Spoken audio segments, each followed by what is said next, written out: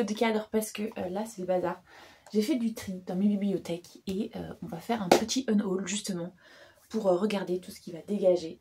Il y a plusieurs choses qui dégagent. Il y a des choses qui sont dans ma bibliothèque et que je vois bien que ça ne m'intéresse plus, c'est plus trop dans ce que j'ai envie de lire en ce moment.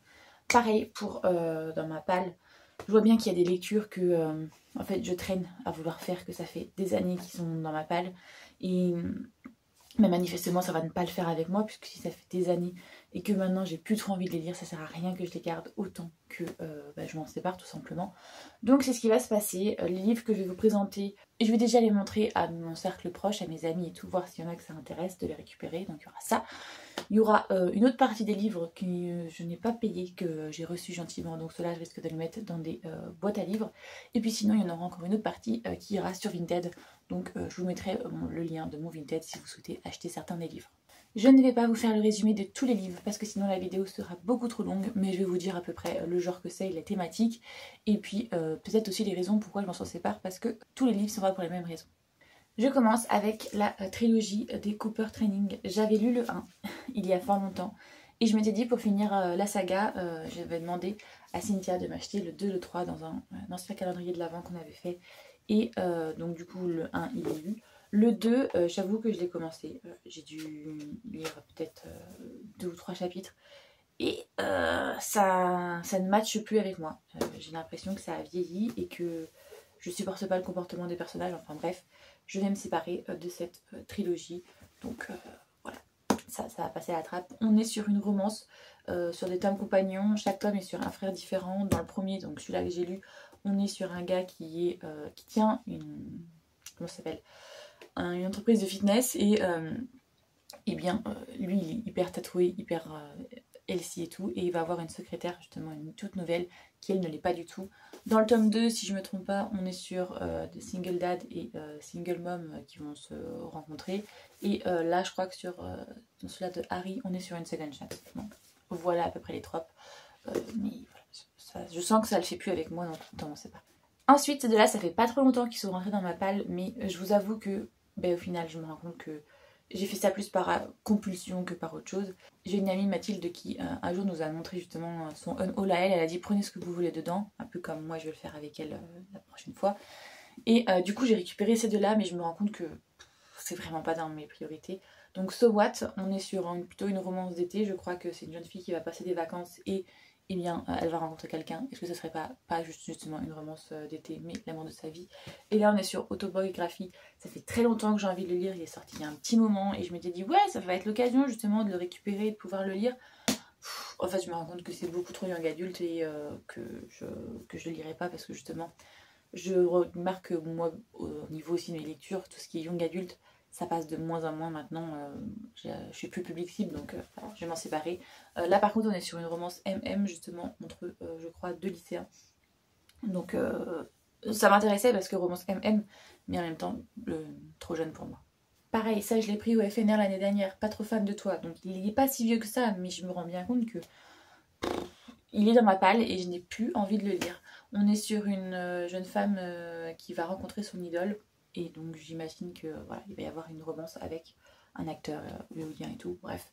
Sur le papier, ça a l'air chouette, hein, et ça a l'air pas prise de tête. Mais je vous avoue que quand je le vois dans ma palle, j'ai pas envie de le sortir. Donc je me dis, ça sert à rien de le garder. Il y a aussi dans le 13e 2. Alors celui-là par contre, je l'ai commencé, vous voyez. Je crois que j'étais à la page 121. Et eh bien, je n'adhère pas à la plume. Donc celui-là, je l'ai dit NF. Et je me dis, ça ne sert à rien de le garder. Et d'espérer qu'un jour tu vas te remettre à le lire, non, ça ne te plaît pas. Tu as lu plus de 120 pages, donc c'est déjà bien, c'est pas comme si tu t'arrêtais au premier chapitre. On est sur, censé être une romantaisie entre le 13e dieu de l'Olympe, Kratos, qui est le dieu du pouvoir, qui a eu un procès contre Artémis, qui l'accuse de l'avoir agressé sexuellement, très clairement, et du coup de lui avoir volé son titre, puisque Artémis fait partie des 3 déesses censées être vierges éternelles. Donc il va être envoyé au Tartare en punition pendant plus de 2000 ans. Il va réussir à laisser échapper et on va vouloir voir sa vengeance. Et je vous avoue que moi justement je suis arrivée à 120 pages et on est trop en mode full vengeance. Le gars il cherche même pas à comprendre le pourquoi du comment. Après tout je comprends, il s'est fait torturer pendant 2000 ans. Il a peut-être des raisons d'être en colère. Mais ouais, non, je sais pas. Je m'attendais à autre chose et là, franchement, c'est pas du tout ce que je voulais. Donc, je vais me séparer. Celui-ci, et puis sûrement que si je me sépare de lui, je me séparerai aussi du tome 1. Il est un peu en stand-by. Ça fait plusieurs fois que je dis que justement, je vais m'en séparer parce que je vois bien que je ne veux pas y retourner en fait. J'ai pas eu de coup de cœur pour le tome 1 et j'avais acheté le tome 2 en me disant peut-être que c'est parce que c'était introductif et que t'as pas réussi à te mettre dedans et que je vois bien que j'ai pas envie de le lire. Donc ça sert à rien pareil que je le garde. On est sur un tome 2, donc les couronnes de Nyaxia, le roi maudit et la couronne sanglante. On est sur l'histoire d'une jeune fille qui fait partie d'un monde où les vampires existent et elle était adoptée par le chef des vampires, c'est une humaine, et justement elle est dans une cour où tous les jours elle risque sa vie. Donc elle va décider de participer au Kejarin, qui est un espèce de Hunger Game version vampirique, pour devenir potentiellement vampire, puisque le ou la gagnante a le droit de faire un vœu auprès de la déesse de la mort, donc c'est la déesse des vampires. Et le dernier qui a participé, c'est son père, il est devenu le plus puissant des vampires pour justement pouvoir devenir le roi des vampires. Et donc elle souhaite ça pour avoir une transformation en vampire, parce qu'une transformation d'humain en vampire, 99% de chance d'être mortelle. Donc son père ne veut pas la transformer en vampire, donc elle se dit que c'est la seule manière de pouvoir être un peu son égale. Mais bon, c'est une humaine parmi des vampires, il va falloir qu'elle s'allie à quelqu'un et on va avoir un petit trope de Enemies to Lover. Il se passe ce qui se passe dans la fin du tome 1 et je sais que le tome 2 potentiellement peut être intéressant. On peut avoir un petit esprit, je pense, à la Cotard, mais non, j'ai pas envie. Donc je vais essayer d'arrêter justement de vouloir me forcer et de me dire si t'as pas envie, c'est qu'il y a des raisons. Il y a tellement de livres potentiellement qui pourraient plus te plaire que celui-ci. Donc voilà, je vais aller vers les autres livres de ma palle. Je vais me séparer aussi de All or Hidden Gift, La Gouvernante, le tome 1. Celui-là, ça avait été un cadeau qui m'avait été fait, je crois, par Cynthia. Oui, pas par Sarah, par Cynthia. C'est une... je crois que c'est young adulte, encore une fois. C'est une jeune femme qui a une capacité, je crois, de cartomancienne, qui va pouvoir avoir une disparition et enquêter dessus. Le souci, c'est que le tome 1 et le tome 2 ont été sortis en français, mais le tome 3 n'a pas été traduit. Donc je me dis, ça sert à rien que je commence à me lancer dans une saga si c'est pour au final ne pas avoir la fin et être méga frustrée. Donc voilà. Puis comme je l'ai dit, c'est un peu young adulte et c'est plus trop ma cam, donc tant pis. Alors ça, je suis assez chafouin après moi parce que Tara Duncan, c'est toute ma jeunesse. Vous les voyez pas, mais ils sont tous là. Et en gros, celui-là, c'est celui-là qui clôture puisque ce sont les enfants de Tara Duncan. Donc je voulais absolument le garder. Et du coup, ça fait des années que je l'ai. Oui, je l'ai lu à la sortie, donc c'était quand on rigole 5 minutes, en 2016, voilà.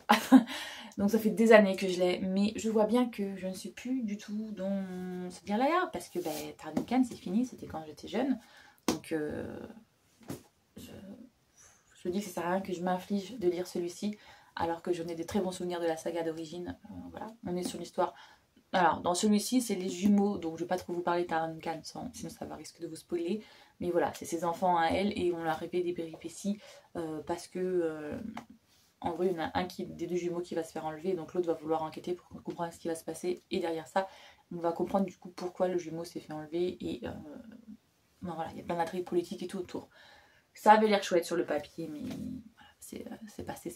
J'ai aussi décidé de faire un gros tri dans mes Disney parce que je vous avouerai que, justement, comme je vous disais tout à l'heure, je me rends compte qu'il y a des goûts qui changent et même si j'adore toujours Disney, ça sera toujours quelque chose de très important à mon cœur. J'ai lu tellement de réécritures, j'ai lu tellement de bouquins sur Disney que maintenant, j'en fais un peu une overdose et en plus, Hachette Rose. Ils jouent grave dessus et maintenant ils en sortent tellement que on n'a même plus le temps de les lire et de les apprécier, de les savourer et tout. Donc je pense que je vais être beaucoup plus sélective maintenant dans les Disney que je vais acheter, enfin dans les réécritures Disney. Donc pareil, je vais me séparer de pas mal de choses. Donc les The Queen Concile, le tome 1 et le tome 2. Donc là on a Rose Rebelle qui est la réécriture sur La Belle et la Bête. On est sur Si la Belle et la Bête s'était passé pendant la Révolution française en gros.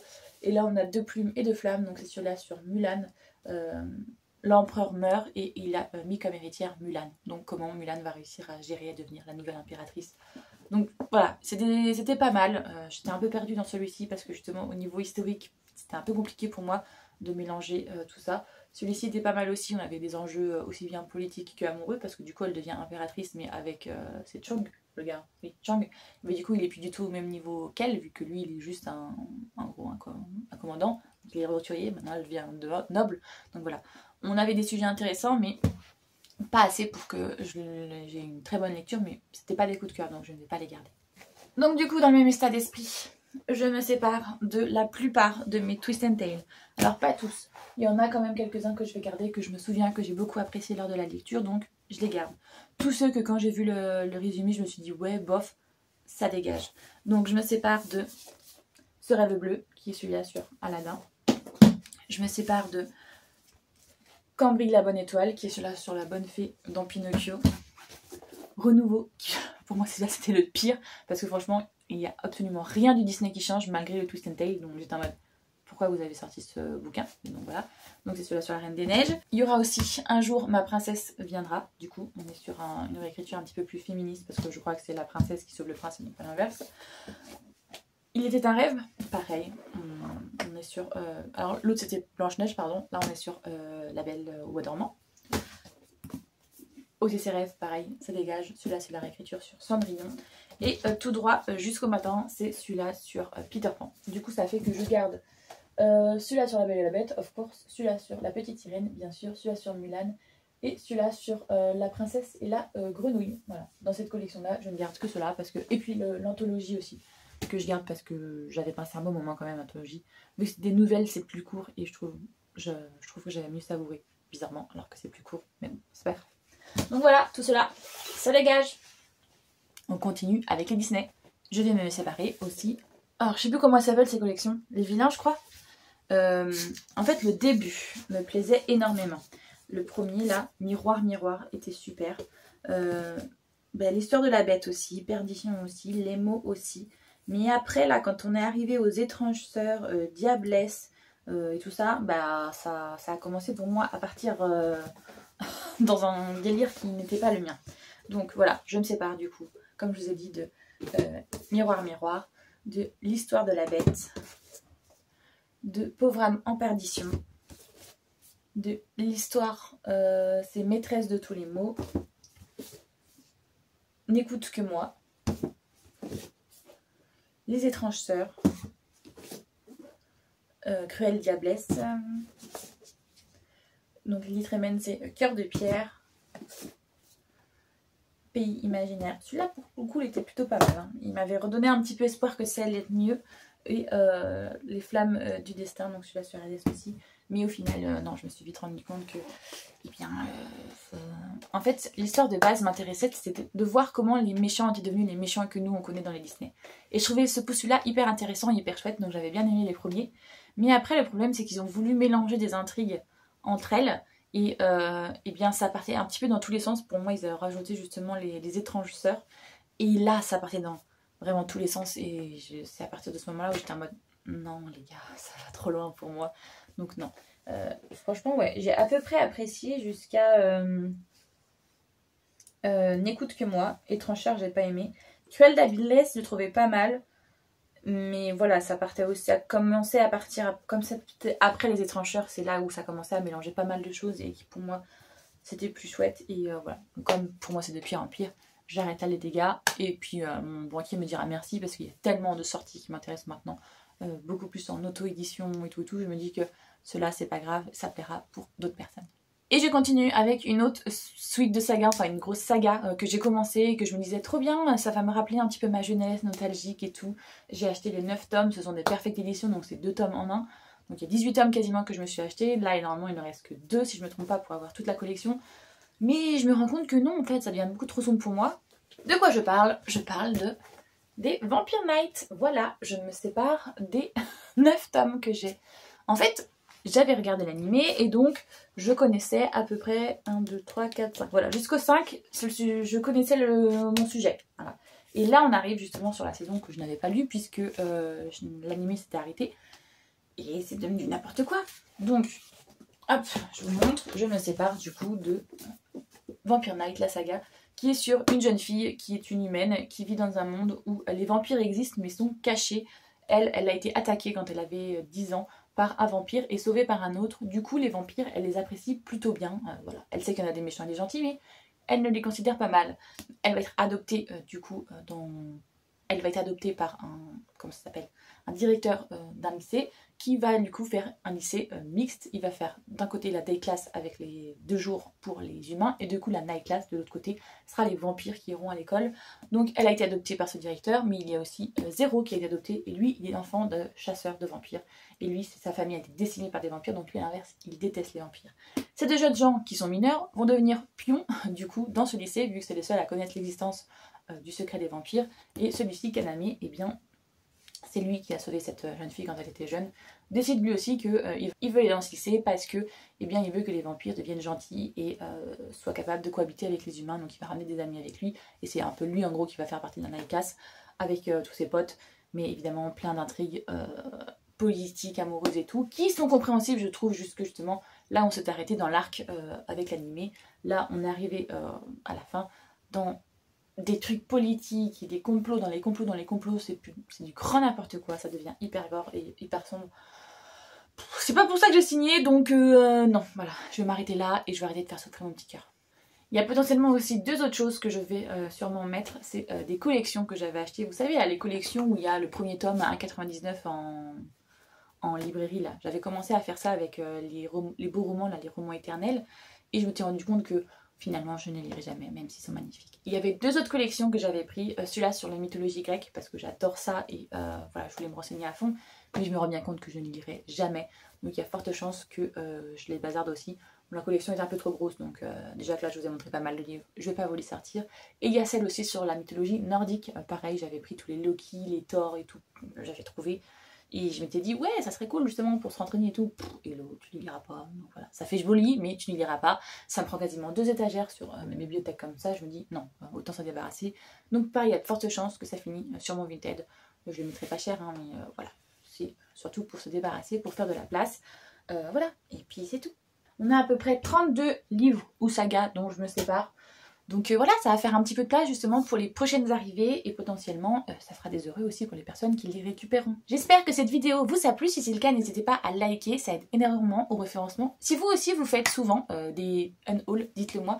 Ça peut être intéressant de voir si vous aussi vous faites des unhauls réguliers ou alors vous en faites un jour dans l'année et comme ça vous dégagez tout ce qui vous a pas plu ou pas du tout. Si vous préférez tout garder, n'hésitez pas, on peut en parler en commentaire, ça serait très chouette de voir comment vous gérez un peu l'afflux de vos livres. Et puis si vous êtes trop timide pour parler, n'hésitez pas à laisser un petit emoji. Là on peut mettre un petit balai hein, pour faire qu'on a fait le ménage dans ce qu'on a. Et évidemment si vous souhaitez voir le reste de mes vidéos, n'hésitez pas à vous abonner.